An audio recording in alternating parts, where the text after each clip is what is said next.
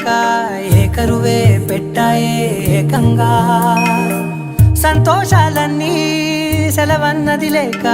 మనతోనే కొలువయ్యే మొత్తంగా స్వాగతాలు లేని ఒంట్లో ఉండలేక విరహం కనుమరుగయ్యే